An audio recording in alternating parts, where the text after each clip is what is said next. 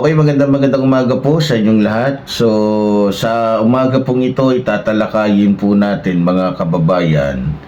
Ito pong tungkol po sa impeachment complaint laban po kay Vice President Sara Duterte. So, bagamat ang impeachment complaint po laban po dito kay Vice President Sara Duterte ay nakarating na, kung di po ako nagkakamali, sa Senado, marami pa rin po sa mga kababayan natin ang talagang nagsasabi na patuloy pa rin silang sisigaw, mananawagan na mapanagot po itong si Vice President Sara Duterte sa kanya pong mga kasalanan. So, sinasabi po ng ilang mga grupo na patuloy po silang magpoprotesta at mananawagan ng accountability, no? So, alam nyo, sa mga akusasyon po laban po dito kay Vice President Sara Duterte, hindi po natin maiiwasan na talaga pong itatanggi niya yan. So, kung maalala po ninyo, mariin pong pinabulaanan po ni Vice President Sara Duterte ang kanya pong mga aligasyon po laban po sa kanya, at sinasabi niya po na ito ay pagtatangka lamang na sirain siya, ano? O sirain yung kanyang kredibilidad para po sa dahil po siya ay tatakbo kasi sa 2028 elections. So, kung di ako nagkakamali, base po sa aking natuklasan, kinagulat din niya ang impeachment complaint laban po sa kanya. At sinabi niya na sa pamamagitan din daw ng impeachment complaint na ito ay masasagot na rin daw o masasagot niya na yung mga akusasyon laban po sa kanya. So, yun naman po pala So, alam nyo, sa totoo lang, hindi naman dapat darating pa sa punto na may mag-complain sa kanya o ipa-impeach kung sa una't-una pa lang nagsasalita po siya ng derecho.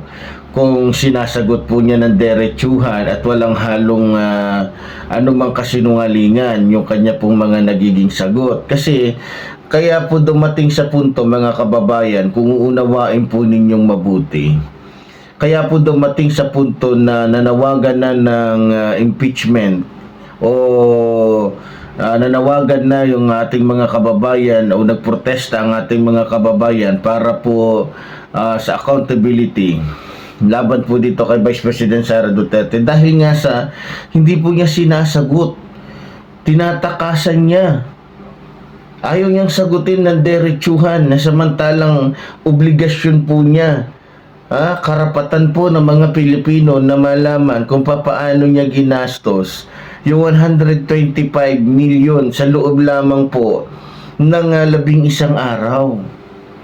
Kung maalala po ninyo, mga kababayan, yung kanya pong mga naging galawan, hindi po yung galawan ng isang matinong opisyal ng ating bansa. Kailangan, pag opisyal ka ng ating bansa, pag tinanong ka, Madam Vice President, sa inyo po ba dinala? Meron kang papel agad na ibibigay, hindi yung nagagalit-galitan ka. Tama po ba? Kapag matino kang opisyal ng ating bansa, pag hiningi sa'yo, tinanong sa'yo, hindi yung magpapaligoy-ligoy ka, gagawa ka ng press conference, tapos ang gagawin mo, para ang magiging technique mo, para malihis yung usapin, sisiraan mo ngayon si ganito, sisiraan mo ngayon si ganyan, samantalang ang usapin, sagutin mo yung tanong. Ang ginagawa mo ngayon, gagawa ka ng issue, gagawa siya ng ibang usapin para malihis. So, yun po yung mga technique ng mga taong mayroon pong tinatagong lihim. Yun po yung mga strategy ng isang tao na masasabi po natin, mga kababayan, na mayroon pong itinatagong kumbaga masamang gawain. Yun po yung uri ng mga public official na kaya hindi makasagot, kaya gumagawa ng ganong mga diskarte dahil alam niya sa sarili niya na may ginawa siyang masama. Kasi kung titignan po natin, napakasimple lang eh. Tinanong sa kanya, Madam Vice President, papaano nyo po ba ginastos yung ganito, ganyan? Alam nyo, naging pahirapan pa nga eh. Naging pahirapan po yun kung maaalala ninyo. Samantalang kung matinong opisyal po, ito sinasabi ko po to hindi para sirain po si Vice President Sara Duterte. Ang sinasabi ko po dito, yung pagkakakilanlan ng isang matinong opisyal ng ating gobyerno. Kasi tignan nyo wala po yung iniwan sa isang matinong trabahante, no? Na kung saan makikita nyo yung matinong trabahante at saka hindi matinong trabahante, yung tapat na trabahante at saka yung hindi tapat na trabahante. Meron pong trabahante na kapag inutusan ng amo niya, binigyan ng pera, kahit may sukli po yan na 300, 400, hindi niya na binabalik. Ngayon, pag tinanong sa kanya, hindi niya na masagot ng maayos. Hindi niya na masagot ng maayos hanggang sa iba na yung sinasabi niya, paligoy-ligoy na, ganito. Siyempre, magagalit yung amo nung trabahante. Kasi, unang-una, ang makikita sa kanya, yung hindi niya pagiging tapat. Pangalawa, yung pagiging sinungaling niya kasi trabahante gagawa na ng ng ibang mga palusot para lang hindi sabihin na hindi siya mapagkakatiwalaan eh. Sir, ganito, naging pamasahe ko ganito kahit na yung pamasahe ay hindi naman umabot ng 20 pesos, sasabihin ganito, ganyan. O kahit naman na hindi naman siya kumain nung bumili siya, sasabihin, sir, nagutom po ako kaya pinambili ko ng ganito. So marami na siyang nagiging dahilan. So, kung titignan natin, halos ganun din po yung naging paraan po ni Vice President Sara Duterte para lamang po iligaw ang taong bayan. Para lamang po malusutan niya yung kanyang ginawang hindi maganda. Biruin nyo, pera po ng taong bayan. 11 days lang po na ginastos yung 125 million na kung saan po mga kababayan ay maaari na pong makatulong sa mas higit na nangangailangang mga Pilipino. Tama po ba? Alam niyo mga kababayan, hindi naman po siya sinisiraan eh.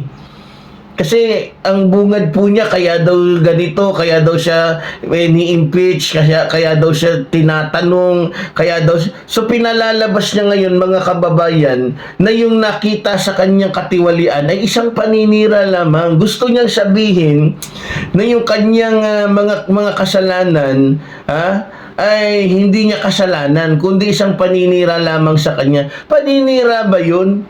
Samantalang mga kababayan, kung titignan po ninyo, kung babalikan natin yung mga mga panahon na yon, mismo po ayon po sa kumbaga ayon po sa COA, kasi mismo yung COA po ang nagsalita, mga minamahal kong mga kababayan. Mismo yung COA po ang nagsalita, at kung di ako nagkakamali, mga minamahal ko mga kababayan, ang Commission on Audit o COA mismo po ay naglabas ng Notice of Disallowance para po sa 73.28 million dahil po sa insufficient illegal basis and documentation, sorry, no? So mismong ang COA na po so ibig sabihin pala sinisiraan siya ng COA, kasuhan niya yung COA. Pero bakit hindi po niya kasi di ba kung yan ay paninira lamang laban sa kanya, bakit hindi niya kasuhan ngayon yung COA? Total, kung meron naman siyang hawak na kung meron naman siyang hawak na dokumento na magpapatunay na itong sinasabi o inilabas ng COA ay isang paninira laban sa kanya, bakit hindi niya magawa yon? Kasi alam niya sa sarili niya na ang Commission on Audit o yung COA ay meron pong sapat na batayan. Meron pong mga legal na papeles na pwede pong iharap sa taong bayan na magsasabing ganito ginastos ni Vice President to. Wala din po silang rason, mga kababayan, para po siraan si Vice President Sara Duterte. Ano yan eh, Vice President yan eh. Ano lang ba yung magagawa ng COA? Pero dahil sa ang COA ay nagiging tapat sa trabaho nila, sinasabi nila yan. Hindi rin po pwedeng diktahan yan ng Pangulo dahil unang-una, independent ano po yan, mga minamahal ko mga kababayan. Hindi yung nandiyan dyan, hindi po itinalaga ng ni PBBM. Mga kababayan, ha? Oo. Mga kababayan ko, sa totoo lang, ayon po sa mga eksperto po sa budget at batas, mga minamahal ko mga kababayan na napakinggan ko, ang paggastos daw na ito ng walang malinaw na paglalaan sa mga General Appropriations Act ay nagtataas daw ng issue sa konstitusyon. Yan ang sabi ng ilang mga expert po pagdating po sa ganung mga usapin. Alam niyo mga kababayan, kitang-kita naman po sa mga naging galawan po ni Vice President Sara Duterte na yung kanyang mga sinasabi, ginagawa ay isang paraan lamang niya para takasan yung kanya pong pananagutan. Kitang-kita naman po talaga Kitang-kita po talaga sa kanya. Alam nyo, hindi na dapat, isipin nyo na lang mabuti, hindi na dapat aabot sa impeach na yan, yung usapin patungkol sa kanyang mga paggastos Kung yan ay doon pa lang sa, doon pa lang sa Quadcom, nasagot niya ng tama. Kung hindi niya ginamit si biro nyo, nakakahiya. Para lang sabihin na ginamit niya ng wasto, biro nyo, ang dami po niya dinamay na mga tao, mga personalidad, pati mga departamento. Biro nyo mga kababayan, sa kagustuhan ni Vice President Sara Duterte na matakasan, malusutan yung kasinungalingan niya, pati ba naman Armed Forces of the Philippines, ginamit po niya ng walang kaabog-abog, hindi man lang siya nahiya, hindi siya nakonsensya na maraming mga sundalo ang nakasaksi sa kanyang kasinungalingan. Kaya nga hindi niya makuha yung ng Armed Forces of the Philippines dahil mismo Armed Forces of the Philippines saksi po sa kanyang kasinungalingan, saksi po sa kanyang pagiging di ba? Biro mo, gamitin ba naman niya yung Armed Forces of the Philippines? Sasabihin niya, gumastos siya ng 15 million sa activities ng youth activities dyan sa Armed Forces of the Philippines. Ngayon, syempre, tinanong yung Armed Forces of the Philippines, inimbestigahan sila. Nasaan yung resibo? Wala. Anong ginawa ng Armed Forces of the Philippines? Inamin nila yung totoo na humingi lang daw ng certificate yung OBP para sa youth ganito, ganyan. Pero pagdating sa 15 million, wala. At sarili nila mismong pera ang ginastos nila. Mantakin mo yan. Tapos gugustuhin mo ba na magkaroon tayo ng isang Pangulo na sa bagay na yan ay hindi mapagkakatiwalaan? Mga kababayan, papayag ba kayo na magkaroon tayo ng isang Pangulo na sa mata ng mga sundalo, sa mata ng Armed Forces of the Philippines ay hindi katiwa-tiwala at hindi pwedeng pagkatiwalaan dahil sinungaling? Kaya nga tignan ninyo, bagamat ilang beses na silang nagtangkang mag-rally, nanawagan, na lumabas yung mga sundalo. Bakit hindi lumabas yung mga sundalo kahit pag ginamit na nila yung Iglesia ni Cristo? Kasi saksi nga Alam nyo, hindi mahirap isama ang mga kasundaluhan natin pagdating sa pananagutan o pagdating sa pagsunod sa konstitusyon. Paano sila susunod? Paano sila sasama? Paano sila sasali sa mga panawagan ng mga DDS? Samantalang alam po ng mga kasundaluhan kung ano yung ginawa nung kanilang pinaglalaban na tao. Kilalang kilala ng Armed Forces of the Philippines si Vice President Sara Duterte kung paano sila ginamit ni Vice President Sara Duterte, kung paano nagsinungaling at ginamit sila bilang instrumento sa kasinungalingan niya.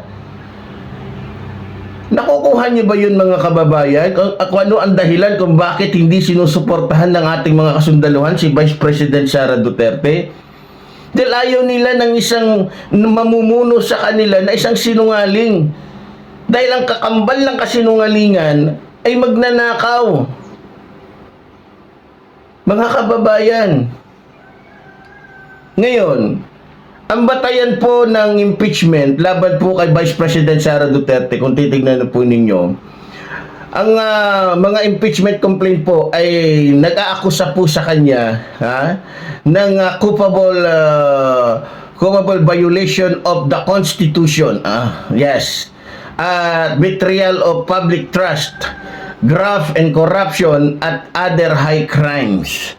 So, umpisahan po natin yung una nating nabanggit, yung culpable violation of the Constitution.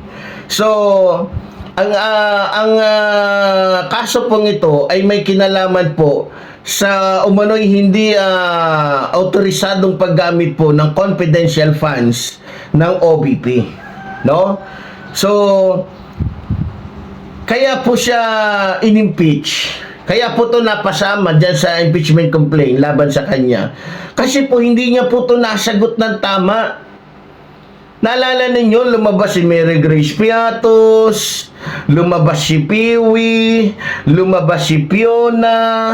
Ang daming mga pangalan na ipinasa nila, na alam niya, na itinatanggi din niya, posible naman na ipasa ng mga tauhan niya yan na walang pahintulot sa kanya. Tingnan niyo yung kalokohan. Tingnan niyo naman yung ginagawang kababuyan ni Vice President Sara Duterte. Maliwanag po yan, nakababuyan, panloloko sa taong bayan.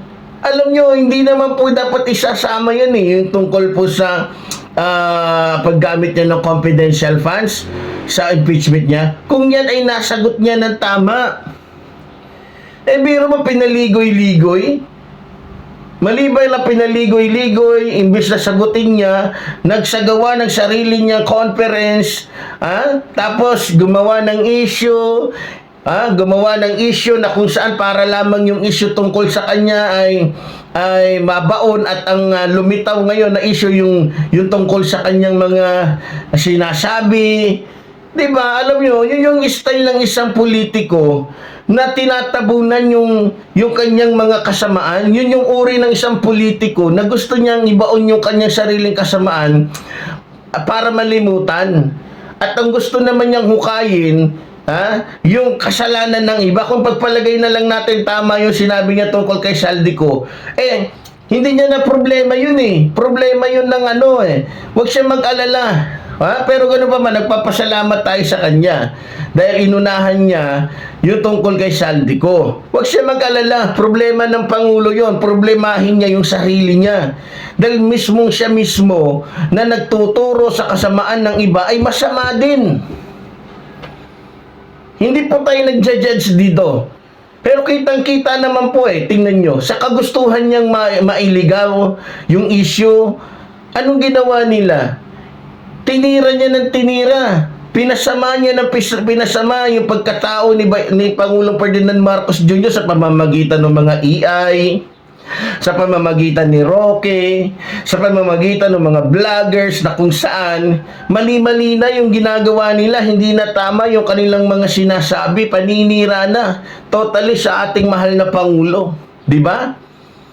Maliban po sa culpable violation of the Constitution, yung tinasabi rin po natin kanina, yung betrayal of public trust.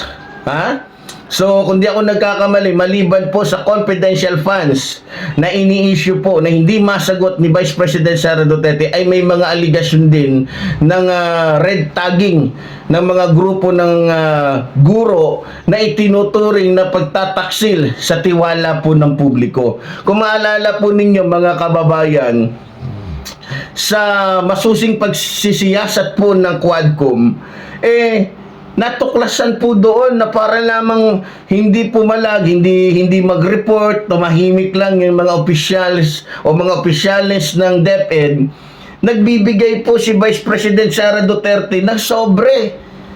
Sobre na may lamang pera na masasabi talaga nating isang suhol para manahimik itong mga gurong ito na mayroong kakayahan na magsumbong o magsuplong sa kanya pong mga katiwalian.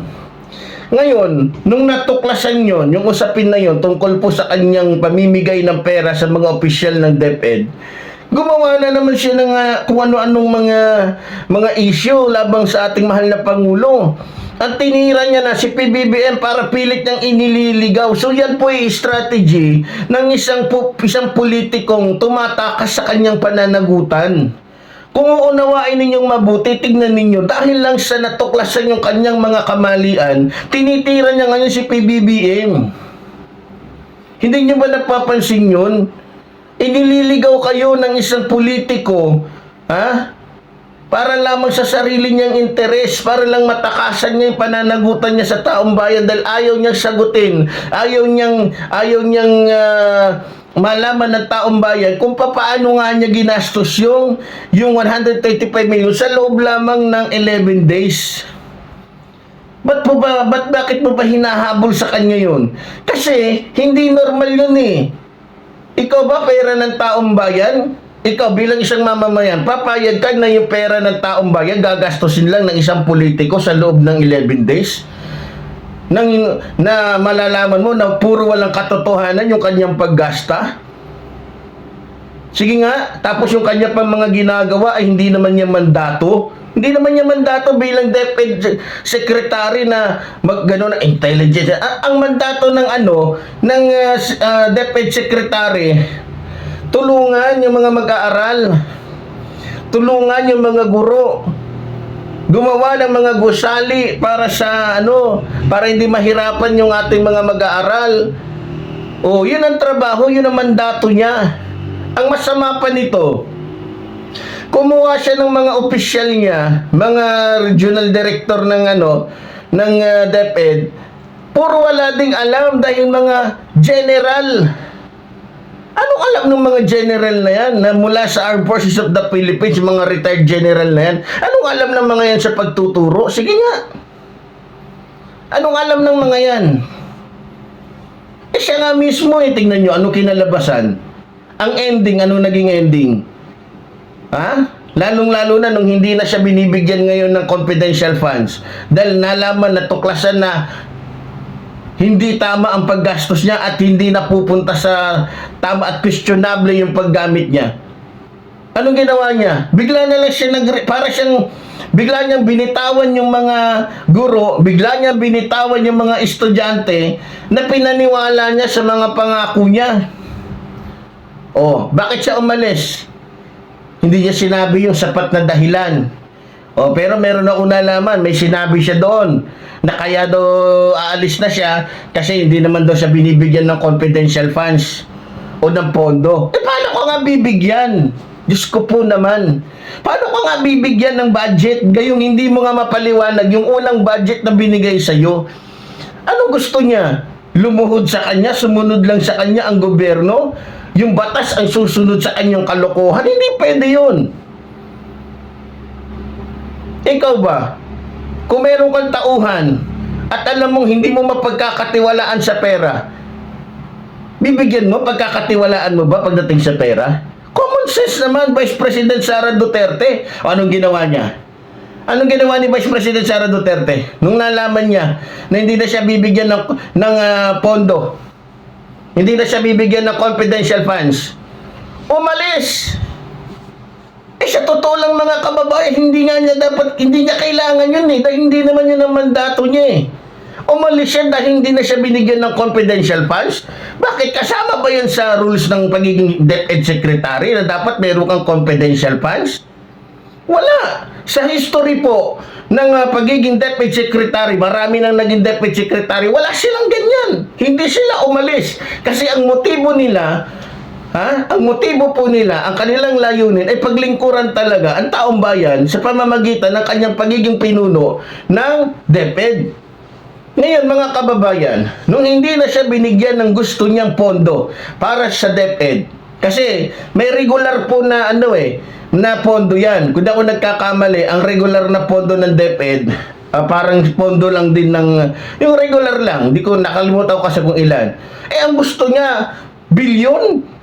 Sa history ng pagiging DepEd Secretary, siya lang yung humihingi ng bilyon. Ang masama pa nito, ang lakas niyang humingi ng bilyon-bilyon na pondo, ang ending, inamin niya. Alam niyo kung anong inamin niya? Na nagpasakit sa ulo ng taong bayan, sabi niya, wala naman kasi akong experience sa pagtuturo. Wala din akong experience sa ganito. Ay, biro mo! Mga DDS, mga kapatid, mga kasama, mga kaisa, mga Pilipino, kababayan ko. Anong tawag doon?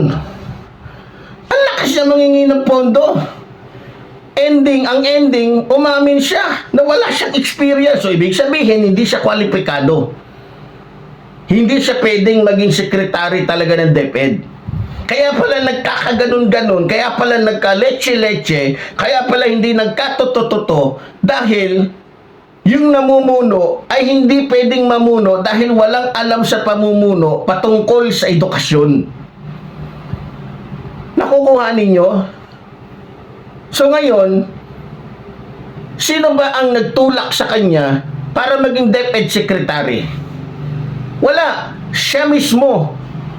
Sa umpisa pa lang, kung hindi masama ang motibo niya, dapat hindi niya inilagay sa alanganin ang sitwasyon ng DepEd o yung mga kabataan na nandoon, pati yung mga guro. Kasi kung naging tapat siya sa sarili niya, teka, hindi naman ako marunong magturo. Hindi ako sanay diyan. Wala akong karanasan. Ba't ko kukunin yan? Dito na lang ako sa pagiging vice president ko. Kasi, baka dito, maging ano ko. Diba? Wala eh. Dahil masama ang motibo niya, dahil alam niya sa pamamagitan ng DepEd, pwede siyang nakakuha ng dalawang confidential funds, dalawang tawag dito, intelligence fund. Diba? Makakakuha siya. Yun ang nasa isip niya eh. Malamang may nagturo sa kanya. Malamang may nagtutor sa kanya dyan. Merong nagdidikta sa kanya. Hindi ko lang matukoy kung sino. So ngayon, pumasok siya. Kahit alam niya na wala siyang alam. Kasi inamin niya eh. Wala siyang alam eh. Masakit yun. Dahil pinaasa niya ang taong bayan, pinaasa niya ang mga guro, pinaasa niya yung mga estudyante na may sapat siyang kakayahan. Kasi alam niyo, ang meron lang kaalaman o ang pwede lang pumasok diyan para mamuno sa DepEd yung may sapat na kaalaman. Yan pala. Yung mayroong karanasan na nagturo ka na ganito ka na, ganyan ka na, 'di ba? Naging principal ka. Kaya nagiging maganda yung daloy. Nakita nyo, bago si Vice President Sara Duterte ang naging DepEd, 'di ba may sinundan siya? Yung matanda na dating principal ng isang eskwelahan. Ang ganda ng daloy. Napapasama ang mga estudyante natin sa Pilipinas pagdating sa pagalingan sa English, pagalingan sa ganito, ganyan. Pero nung panahon niya, mga kababayan, lumubog. Wala man lamang kalatoy-latoy ang DepEd nun. Yung mga estudyante, bumaba yung... Kita nyo naman yun eh. Huwag na po tayo dito magplastikan, mga kababayan. Mga DDS, maging tapat po kayo sa sarili ninyo. Maging tapat po kayo. Huwag kayong huwag nyo pasinungalingan yung katotohanan dahil lamang sa kagustuhan ninyo. Ilitaw ninyo ang katotohanan na sa pagiging DepEd Secretary ni Vice President Sara Duterte, inutil siya. Yan ang katotohanan. Hindi po natin siya hinuhusgahan. Diba? Ngayon, mga minamahal ko mga kababayan, gusto pong palabasin ni Vice President Sara Duterte na yung mga ikinakaso po sa kanya, yung mga sa kanya, gawa-gawa lamang daw dahil siya tatakbo sa 2020. Diyos ko po naman. Kahit tumakbo ka pa ngayon, Vice President Sara Duterte, wala kaming pakialam. Wala kaming pakialam. At saka ito, sasabihin ko sa inyo ng totoo. Alam nyo, pagdating po sa 2028, ngayon binulaga tayo ni Sara Duterte. Pagdating ng 2028, siya naman ngayon ang mabubulaga. Baka nakalimutan niya, nandiyan dyan si Rapi Tulfo. na hamak na mas hinahangaan kaysa sa kanya. Mas hamak na hindi pa politiko ay gumagawa na ng kabutihan sa taong bayan. Mas hamak na hindi pa politiko ay marami nang natulungan na pamilya. Kaya kung magsusorbi tayo ngayon, papipiliin natin ang taong bayan, kanino tayo? Kay Rapi Tulfo o kay Sara Duterte? Natural. Masakit mang sabihin ito, alam ko masasaktan ng mga DDS, pero marami ang magsasabi, mas okay si Rapi Tulfo dahil walang issue sa katiwalian. Tama? Walang issue sa katiwalian at walang issue sa kahit anong usapin pagdating sa pagnanakaw sa pera ng taong bayan. Kaya, hindi naman tayo kinakabahan dyan eh. Hindi tayo kinakabahan dyan. Huwag paniwalain ni Sara Duterte na kaya siya ginaganyan dahil sa tatakbo siya sa 2028. Eh baka mamaya nga kayong lahat pag si Rapi Tulfo ang nagdeklara na tatakbo siya ng pagkapangulo, baka mahulog kayo sa upuan isa-isa. Diba? Maraming mas gusto ang mga Pilipino na maging pangulo kaysa kay Sara Duterte. Mga kababayan, alam niyo sa totoo lang, ito sasabihin ko sa inyo totoo. Alam niyo pag wala ng Duterte sa mataas na tahimik ang bansa natin. Hindi po tayo naninira dito. Napansin ninyo, simula lang nagkaroon ng Duterte sa mataas na posisyon, hindi na po natapos ang kaguluhan ng bansang ito. Yung kahirapan, di ba? Naalala ninyo? Simula nang tumungtong si Rodrigo Roa Duterte bilang Pangulo ng ating bansa, nangamoy patay ang Pilipinas. Maliban doon ay talagang nakaranas ng kahirapan ng Pilipinas sa pamamagitan ng COVID-19 na gawa lamang ng bansang China. Ano pa? Laganap ang korupsyon. Ano pa? Marami. Ginawang lungga ng mga masasamang elemento ang bansang ito sa pamamagitan ng pogo, ng mga Chinese na nakapasok dito na walang sapat na papeles na nakapasok dahil pinapasok ng nakarang administrasyon. Mga kababayan, hanggang ngayon, dahil may vice presidente tayo na nanggugulo, naninira, walang katahimikan ang bansang ito. Pero subukan ninyo na wag pansinin, wag nang bigyan ng katungkulan yung mga Duterte yan sa mataas na posisyon, tahimik ang bansa natin. Hindi naman natin sinasabing sobrang tahimik, pero isa lang masasabi ko, back to normal. Hindi ganito ka-grabe, mga kababayan. Alam naman natin yung mga nangyayaring rally, gulo, yung ano-ano nila, yan ay bunga ng kanilang yan ay estilo ng kanilang pagtakas sa kanila pong mga pananagutan. Kaya tignan ninyo. Alam nyo, sa totoo lang, kung walang tinatago si Vice President Sara Duterte, hindi lalabas si Fiona, hindi lalabas si Piwi, hindi lalabas itong si Piatos, at walang mga ghost student na natutuklasan na walang mga rehistro, walang mga trabahante ng OBP na walang mga rehistro, biro nyo. Kung may ghost employees, may student, ghost student, lahat na, puro walang katotohanan. Papayag ba kayo niyan? Mga kababayan, mag-isip po kayo. Ngayon, pagdating po ng panahon na ito po pag-uusapan na sa Senado yung tungkol po sa mga kasalanan ni Vice President Sara Duterte, dito na po magkakaalaman, mga kababayan, no? Dito na lalabas ang katotohanan, at alam ko na magwawagi po ay katotohanan. Kasi masyado pong umaasa si Vice President Sara Duterte sa mga abogado niya. Akala niya, porkit magagaling yung mga abogado niya, yung kasinungalingan niya, yung palusot nila, ay makakalusot sa katotohanan. Diyan kayo nagkakamali. Kaya ang mensahe ko po dun sa mga abogado ni Vice President Sara Duterte, alam niyo naman po siguro yung kasabihan, siguro naman kahit papaano kayo naman po ay may alam sa salita ng Diyos. Kayong mga abogado ni Vice President Sara Duterte na gustong laruin, gustong manipulahin yung katotohanan, gawin nyo ang magagawa ninyo. Pero isa lang ang masasabi namin. lalabas at lalabas ang katotohanan. Dahil iba pa rin pag ang Diyos ang kumilos. Kahit pagsamasamahin pa ninyo kayong mga abogado ni Sara Duterte, yung inyong pagiging tuso, yung inyong pagiging mahusay na baluktutin ng katotohanan, pag yan ay kinilos ng Diyos, kahit ikaw ay pinakamagaling na abogado sa buong mundo, lalabas pa rin ang katotohanan. Alam niyo ba kung bakit kayo kinuha? Siguro, alam naman siguro ninyo kayong mga abogado. For the first time na merong na-impeach, na kumuha ng napakaraming abogado. Alam naman siguro ninyo kung bakit pa kayo kinuha ni Vice President Sara Duterte. Dahil hindi niya kayang sagutin. Bakit hindi niya kayang sagutin?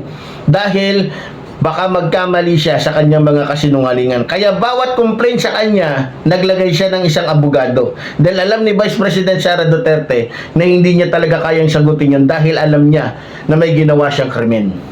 Yun lang, ganun lang kasimple yun. Dahil kung ako isang tao na alam ko na meron akong magandang ginawa at wala akong masamang ginawa, masasabi ko ng diretsuhan yan. Kahit wala ng abogado dahil totoo ang sinasabi ko. Eto, pinalista ko, pinaano ko, nasa tamang proseso yung. Alam naman ni Vice President Sara Duterte ang proseso. Pero bakit niya sinadyang ganun? Kasi nasanay siya bilang mayor ng Davao. Kasi doon sa Davao, walang kumikibo, walang nagrereklamo. Dahil pag nagreklamo ka, alam niyo na. Diba? Alam niyo naman siguro ang kakayahan ng mga Duterte. At alam naman niyo siguro kung anong naging salaysay ni Motubato at ni Las Cañas. Na kung sino man ang magsasalita, kung sino ang magaganito, sino ang lalaban sa kanila, alam niyo naman siguro kung ano ang kinahahantungan.